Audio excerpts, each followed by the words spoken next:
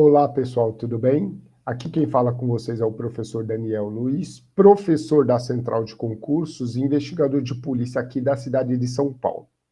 O objetivo do nosso encontro de hoje é falarmos da revisão da prova 2023.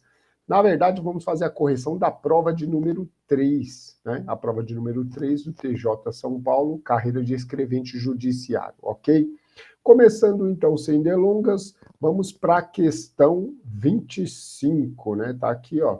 Ela começa a partir da questão 25, matéria direito penal, e na questão 25, que é a primeira questão que inaugura a matéria de direito penal, vem lá o enunciado. Com relação aos crimes contra a fé pública, previstos no capítulo 2 e 3 do título 10 do Código Penal, assinale a alternativa correta. Bom, o Unesp procura na alternativa correta, vamos verificar então uma por uma. A alternativa A diz o seguinte: nos crimes de falsificação de documento público e falsificação de documento particular, a falsidade recai sobre a própria autenticidade do documento. No crime de falsidade ideológica, a falsidade recai sobre o conteúdo sobre o conteúdo do documento. E, pessoal, isso aqui é uma questão que os alunos daqui da Central, eles foram muito bem municiados em frente a essa prova, porque tanto na nossa revisão, nos nossos simulados, na aula específica, né, de revisão, um dia antes da prova, nós batemos muito nisso, a diferença da falsidade material e a falsidade ideológica. Falsidade material, que é a falsidade tanto no documento público, no 308, como no documento público, no 307, ou público no 308, né? Bem como, 307 e 308 ali, né? 297 e 298. Tanto na falsidade do documento público quanto na falsidade do documento particular, ocorre uma modificação, alteração na estrutura do documento. Então, por isso que diz aqui que recai sobre a autenticidade desse documento. Então, um documento feito ou a partir do zero e ele falsificado no todo, ou você pega um documento original e faz modificações nele. Gera a falsidade de um documento público, se for público, e particular, se for particular. Já a falsidade ideológica, a falsidade recai sobre o conteúdo do documento. É como a gente diz. Na falsidade ideológica, o documento é verdadeiro, mas as ideias, por isso ideológica, inseridas nesse documento são falsas. Então, a alternativa A já é o nosso gabarito, porque ela está correta. Vamos procurar, então, ver o que tem de errado nas demais. Né? A alternativa A é o nosso gabarito, vamos ver o que tem de errado nas demais. A alternativa B de Bravo diz o seguinte: os crimes de falsificação de papéis públicos, petrechos de falsificação e falsificação de selos sinais são próprios de funcionário público. Já começou errado, gente. Pessoal, não são crimes próprios. Crimes próprios de funcionários públicos seriam aqueles cometidos por funcionário público no exercício da função em razão dela. Que crime próprio é o crime que traz uma condição ou qualidade especial. E esses crimes aqui são crimes comuns que podem ser cometidos por qualquer pessoa. Então tá errado isso aqui, né? Não tem nada a ver com funcionário público praticando no exercício do cargo. A alternativa B de Bravo é errada. A alternativa C de Charlie diz o seguinte: o crime de falsidade de atestado médico é um crime comum, podendo ser praticado por qualquer pessoa. Aqui já ocorre a inversão. Aqui seria um crime próprio de médico. Então, não é um crime comum. Eu não sou médico. Então, eu não tenho como praticar o crime de falsidade de atestado médico, porque eu não posso, se eu emitir um documento, eu respondo por outro tipo de falsificação. Mas não a falsidade como médico, porque eu não sou médico. E esse tipo penal é um crime próprio que exige a condição ou qualidade especial de ser médico. Está errado também a alternativa C, porque inverteu o que estava na B. D de delta. Se o sujeito, além de falsificar o documento, também o utiliza, incorrerá nas penas do crime de falsificação e no crime de uso. Errado, pessoal. Aqui é aquela máxima, utiliza-se o princípio da consunção, relação de crime meio e crime fim. Ou seja, se a falsificação ela é feita visando o uso, então se a mesma pessoa falsifica e depois ela usa, ela falsificou, crime meio, para poder usar o documento, apresentar o documento, crime fim. E o que diz o princípio da consunção? Que o crime fim absorve o crime meio. Isso se praticado no mesmo contexto fático, ou seja, o indivíduo falsifica e ele vai lá e usa. Errado, então, ele responde só pela pena da falsificação, ok? É a mesma pena, na verdade, porque quando está lá no artigo, né, é o que se chama, inclusive, de norma penal em branco, norma penal em branco ao avesso, ao reverso, né? Que é aquela norma penal que a pena, ou seja, a norma penal, o tipo penal existe, o preceito primário, só que o crime não prevê pena. Quando chega na hora da pena, ele diz, a pena é referente ao artigo tal. Você precisa completar para cumprir a norma do uso de documento público, você tem que remeter a pena da falsificação, porque no uso diz qual que é a pena do uso do documento. Vai lá e fala referente à pena de falsificação. Então, você volta para o artigo da falsificação de documento público, que está lá no 297, e você aplica essa falsificação. Então, errado, não são duas penas, uma pena só. A alternativa aí de Eco diz o seguinte: o crime de falso reconhecimento de firma ou letra somente se caracteriza em documento público. Errado também.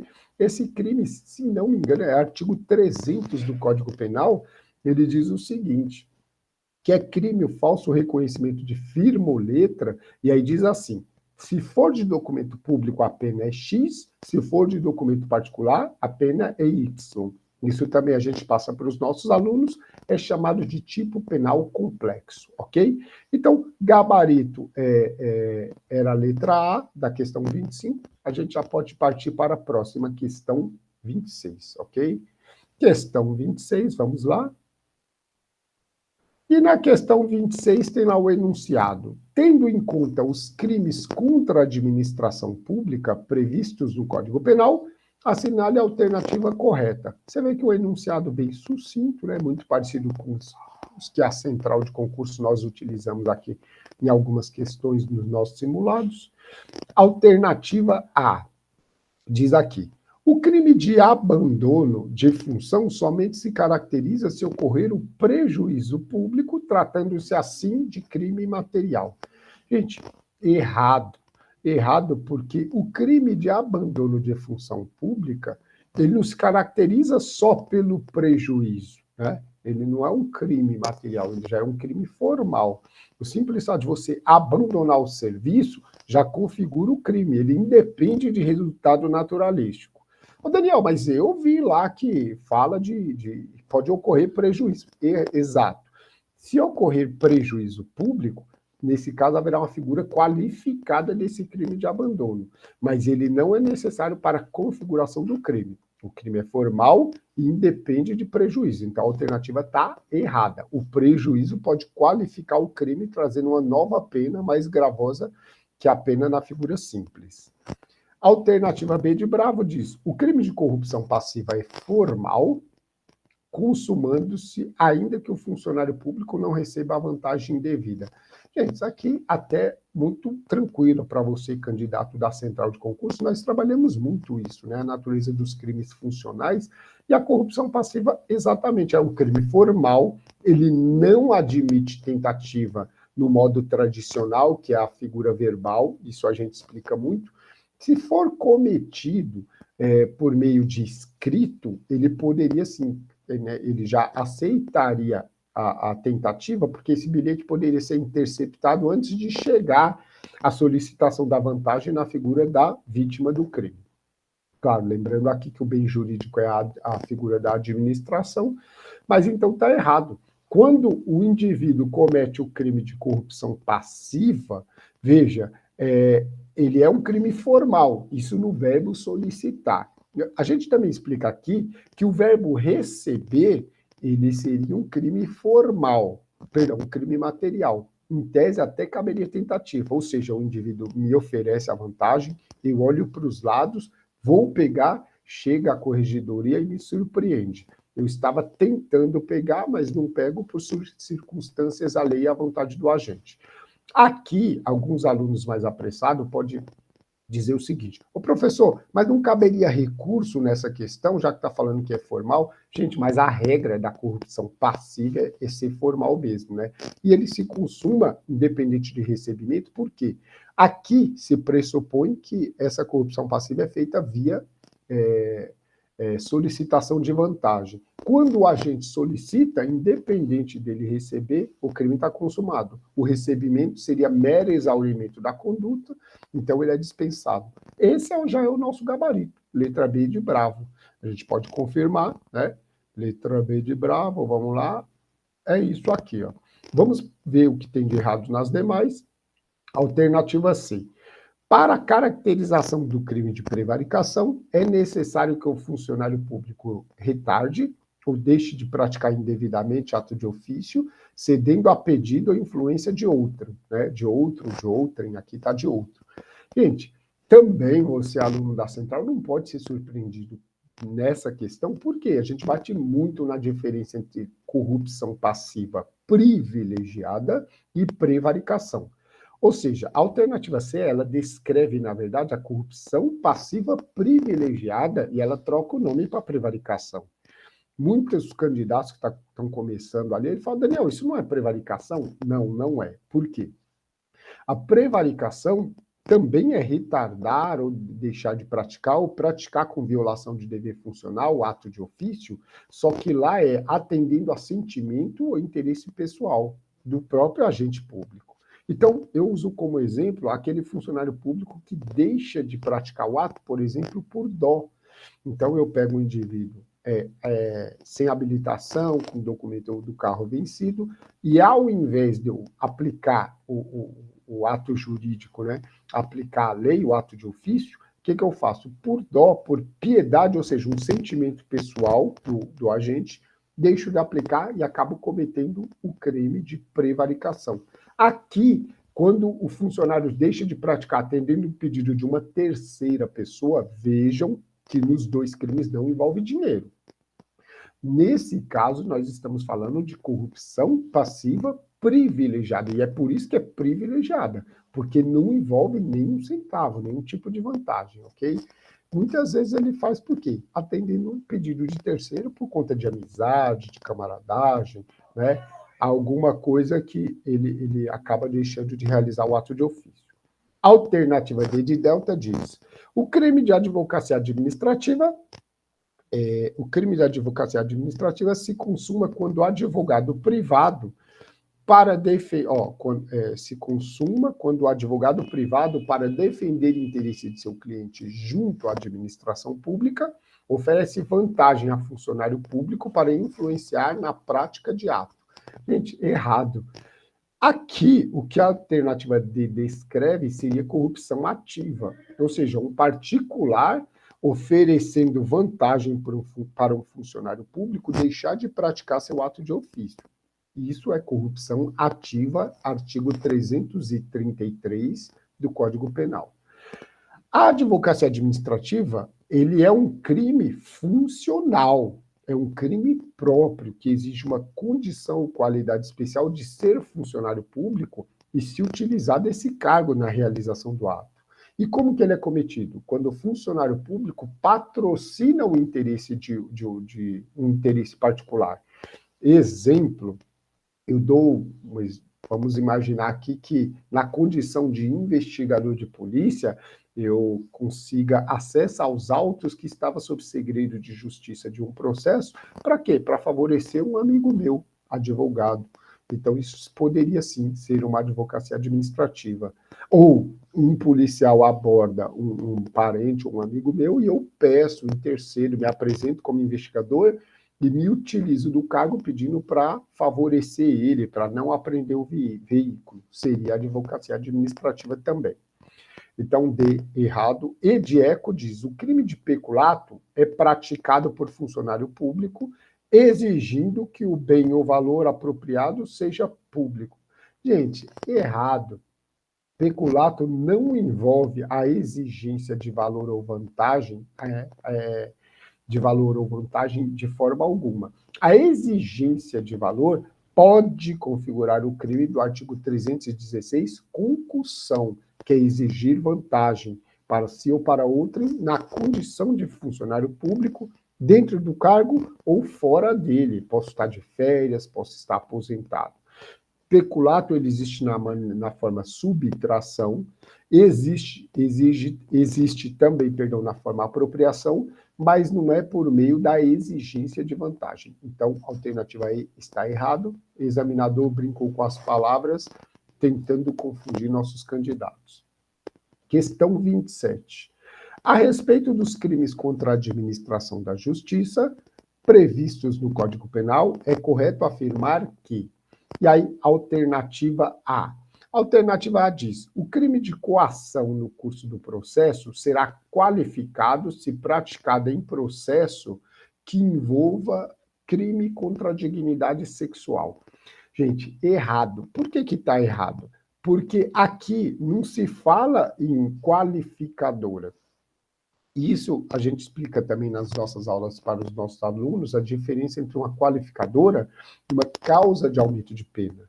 O crime de coação no curso do processo, acho que está ali no artigo 344 do Código Penal, ele prevê um aumento de pena de 1/3 se o crime envolver, se a coação do processo envolver crime contra a dignidade sexual. Então tem uma causa de aumento de pena. Vamos lembrar? O que é causa de aumento de pena? Geralmente ele vem em fração, vem lá 1/6, 1/3, 2/3, metade, tudo isso é causa de aumento de pena. O que é qualificador, então, professor? Qualificador é quando surge uma nova pena mais grave para a figura do delito. Então a gente pega como exemplo aí, ó. Você tem o crime de furto, simples, pena 1 a 4 anos. Qualificado pelo rompimento de obstáculo, 2 a 8. Homicídio, pena, homicídio simples, 6 a 20. Qualificado, uma pena nova de 12 a 30, se cometido por motivo fútil, torpe, ou mediante paga, ou promessa de recompensa, alguma coisa do gênero que qualifique o homicídio. Né? Então, está errado porque não é qualificador, é causa de aumento de pena. Alternativa B, a imputação da prática de contravenção penal que se sabe ser inverídica não configura o crime de denunciação caluniosa, pois o tipo penal fala apenas em crime, ato improbo e infração ético-disciplinar. Gente, é bem verdade que no caput do artigo ele fala apenas no cometimento, né, na denunciação caluniosa, ou seja, imputar falsamente um ato a alguém, gerando a instauração de um procedimento. Ou seja, até faltou essa informação aqui, já estaria errado, né? Então, tinha que ter um procedimento instaurado, inquérito policial, processo penal, inquérito civil, ação de improbidade, e falta esses elementos. Mas o pior erro aqui é falar que a contravenção não gera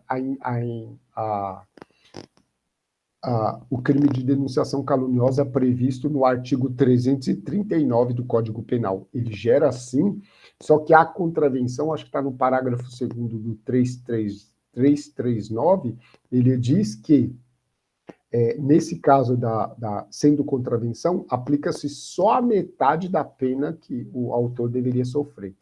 Acho que esse crime, se eu não me engano, não sei se tem uma pena de 2 a 8, então reduziria essa pena pela metade. Está errada a alternativa B de Bravo. A alternativa C de Charlie diz: o crime de fraude processual será qualificado se a inovação tiver como objetivo produzir efeito em processo penal. Mais uma vez, a falta de criatividade do examinador, porque ao invés de perguntar algo, né, que seja objeto de intenso estudo do aluno, ele tenta testar a memória com base em pena, aumento, diminuição. O que está errado na alternativa C? Se a inovação na fraude processual for referente a um processo penal, então, nesse caso, a pena será aplicada em dobro e não qualificado. Lembra o que eu falei? Se é em dobro, se é infração, 1/3, 2/3, 1/6, tudo isso é causa de aumento de pena. Qualificada é uma nova pena, ou seja, um novo mínimo e um novo máximo. Isso está errado e o examinador testa os alunos a partir daí. Alternativa D de delta, a retração ou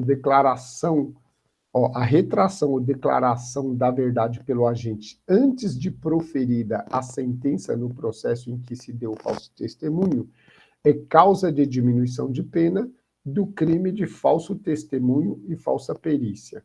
Gente, errado. Ela é causa de extinção da punibilidade. Está lá no artigo 342, né? Crime de falso testemunho. Acho que parágrafo 2º diz: se for feita uma retratação, ou o indivíduo que mentiu no processo declara a verdade, isso gera a extinção da punibilidade, não diminuição de pena. Está errada a alternativa D. Bom, só pode ser a alternativa E, então, né, nosso gabarito. Alternativa E, o crime de exercício arbitrário das próprias razões é de ação penal privada, excetuando-se os casos em que há emprego de violência. Gente, esse é o nosso gabarito, e eu te falo, o artigo 345 trata do crime de exercício arbitrário das próprias razões. Seria o fazer justiça com as próprias mãos. Agora, na hora de fazer justiça com as próprias mãos, se não há emprego de violência ou grave ameaça, diz no parágrafo único, se eu não me engano, que a ação é penal, seria uma ação penal privada. Se houver violência, então, significa que ele é ação pública incondicionada, ok? Esse era o nosso gabarito, vamos conferir. Estava aqui, alternativa E de eco. Vamos para a questão 28, então. Na questão 28 diz, no crime de fraude em certames de interesse público, previstos no artigo 311-A do Código Penal, é correto afirmar que, ou seja, fraude em certame de interesse público, aquele crime do artigo 311-A, o enunciado busca a alternativa correta, né? Alternativa A. O bem violado é a fé pública e, para restar caracterizado, exige-se o efetivo prejuízo. Errado. Já começa errada a questão, a alternativa A, porque não é exigido o efetivo prejuízo. Ao contrário, o efetivo prejuízo contra a administração pública, ele vai qualificar o crime, vai trazer uma nova pena maior do que a pena do caput, um novo mínimo e um novo máximo, qualificando assim a figura por conta do efetivo prejuízo gerado à administração pública. Está errada a alternativa A.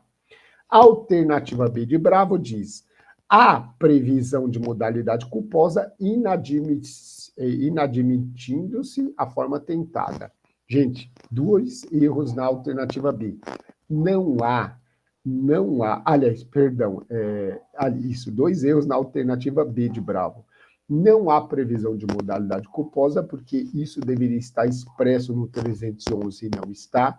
Ou seja, o crime só é cometido por dolo, intenção, o agente sabe o que fazer e tem vontade, né? E ele manifesta a sua vontade da mesma forma.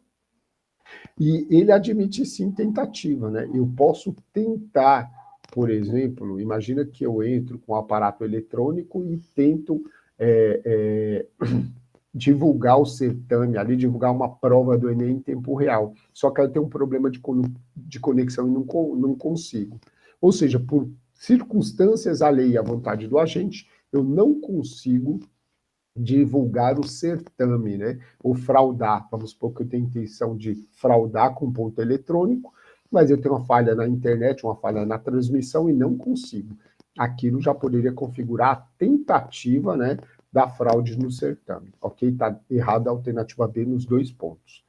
A alternativa C de Charlie diz o seguinte: embora para a caracterização não se exija a ocorrência do dano patrimonial à administração pública, até aqui está correto, exige-se a finalidade de beneficiar a si ou a outrem ou de comprometer a credibilidade do certame.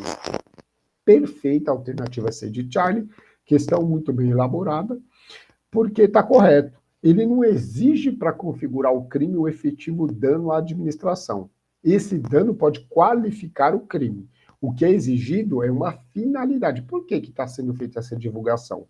ou para me beneficiar ou beneficiar um terceiro, o caso que eu falei para vocês do ponto eletrônico para de repente me dar bem no concurso, seria o crime. Ou para expor o certame. Isso foi feito nas provas do Enem, quando alguém entrou lá com a câmera, e sem intenção de beneficiar ninguém, era só para fazer exposição. Olha como foi fácil entrar na sala de aula, né, na prova, passei pelos fiscais e vou filmar a prova do Enem. Então, isso também configura o crime. Alternativa C, correta. Alternativa D de delta diz, é crime comum, podendo ser praticado por qualquer pessoa, mas se praticado por funcionário público, aplica-se a pena em dobro. Gente, o que está errado aqui na alternativa D de delta é que se for funcionário público, aplica-se a pena de 1/3. Isso é uma pena. O examinador explorar pena é uma pena. Por quê? Desculpe o trocadilho tosco, mas, gente, tanta coisa boa para se perguntar. Você vê como o examinador nessa prova, ele veio batendo muito em causas de aumento e diminuição de pena, o que também não surpreendeu nossos candidatos da Central, porque eu já vinha direcionando, falando da importância, o quanto a VUNESP gosta de causas de aumento ou diminuição de pena. Isso já foi tratado nos nossos encontros. Alternativa E de eco, perdão, já vamos colocar aqui que foi a alternativa C, né? Esqueci. Alternativa E de eco diz a ocorrência de prejuízo à administração é causa de aumento de pena. Já falei várias vezes desde que comecei o artigo que isso aqui é causa de qualificadora da pena, porque vem uma pena mínima e máxima nova, uma nova pena mais grave para aquele que gera prejuízo para a administração. Resolvido, então, questão 28, vamos para a questão 29. Questão 29. Tendo em conta o crime de inutilização de edital ou de sinal previsto no artigo 336 do Código Penal e o crime de subtração ou inutilização de livro ou documento previsto no artigo 337 do Código Penal, assinale a alternativa correta. Ou seja, examinador pegou dois artigos, 336 e 337, misturou ali e tentou confundir o candidato. Vamos ver quais foram as surpresas. Alternativa A. São crimes próprios de funcionários públicos, só podendo por eles ser praticados. Bom, essa A a gente já descarta com facilidade. Esse crime de inutilização de edital, ou sinal, ou subtração, né, de inutilização de livro ou documento público, eles são crimes comuns praticados por qualquer pessoa. Então, você, na qualidade particular, poderia, em tese, cometer um crime desse, que não é nosso objetivo. Nosso objetivo é não cometer e passar no concurso. Alternativa A, descartada. Alternativa B, o crime de inutilização de edital ou sinal será qualificado quando há violação de sinal empregado para cerrar o objeto de interesse à justiça. Gente, está errado isso aqui, porque isso já é complemento, isso é uma parte do tipo penal. Ele não é qualificado, ele só configura o crime, mas o crime na sua espécie base. Tanto que ele não tem qualificador esse crime, né? Lá no artigo 337, esse aqui, né? Isso. Violação, isso, 337. Ou seja, não tem crime, não tem uma figura qualificada.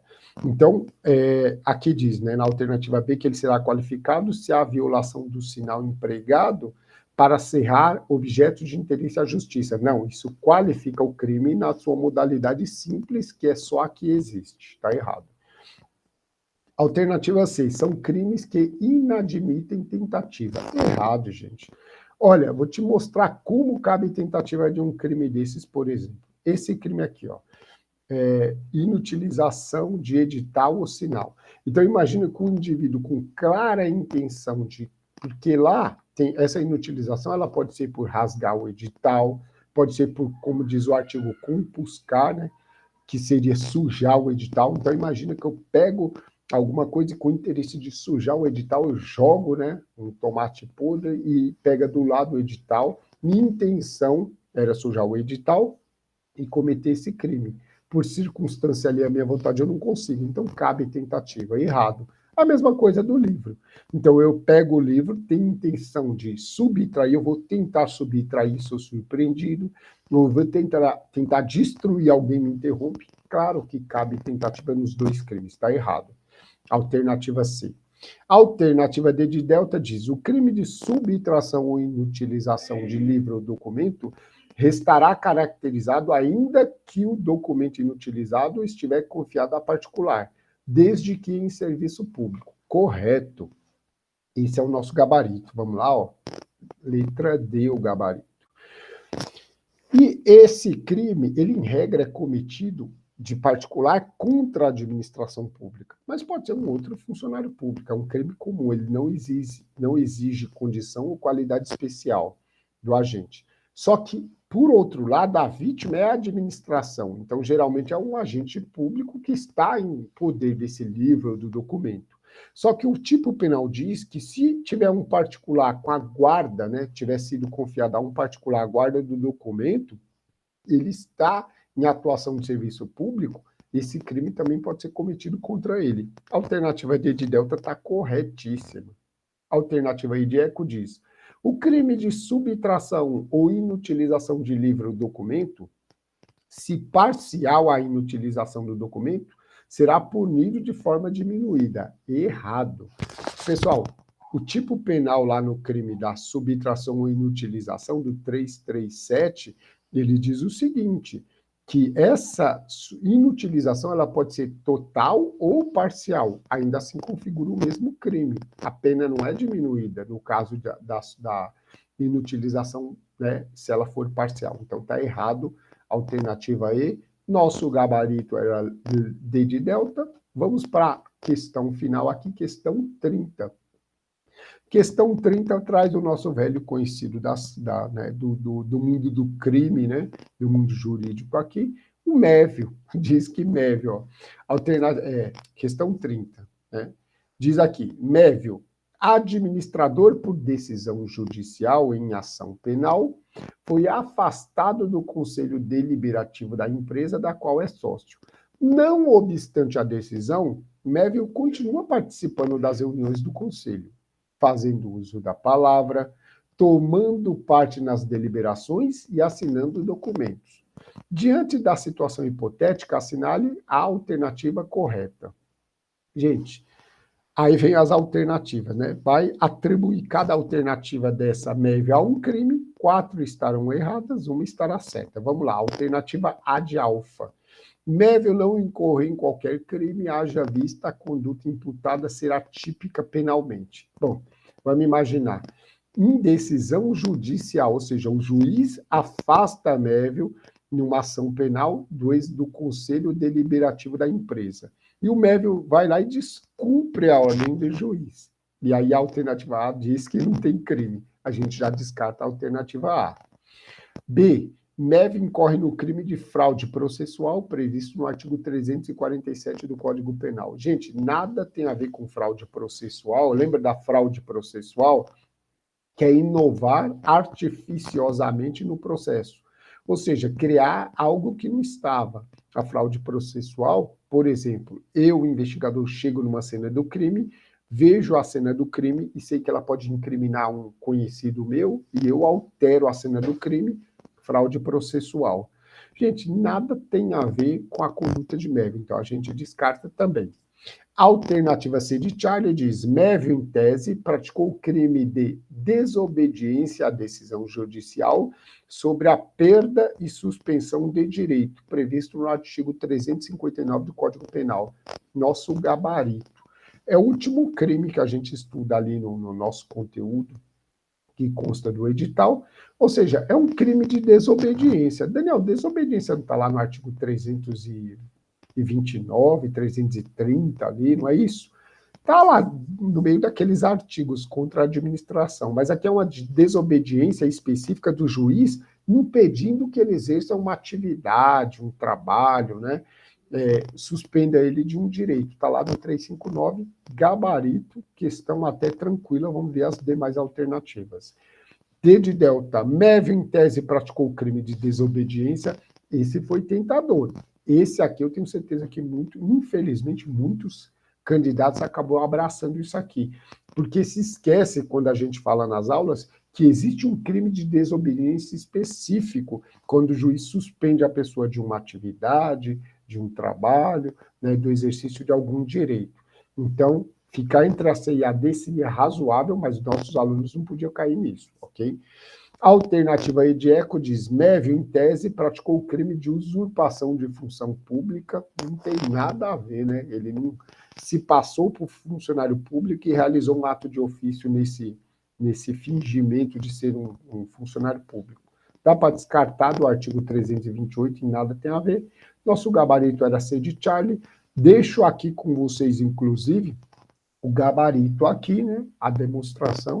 Peço que depois vocês anotem aí, confiram, peguem as informações. E, pessoal, um prazer estar com vocês. Tenho certeza que nossos alunos foram muito bem nessa jornada, foram muito bem municiados para encarar essas pegadinhas do examinador. E agora a gente se vê na aprovação. Valeu? Valeu, turma. Até lá.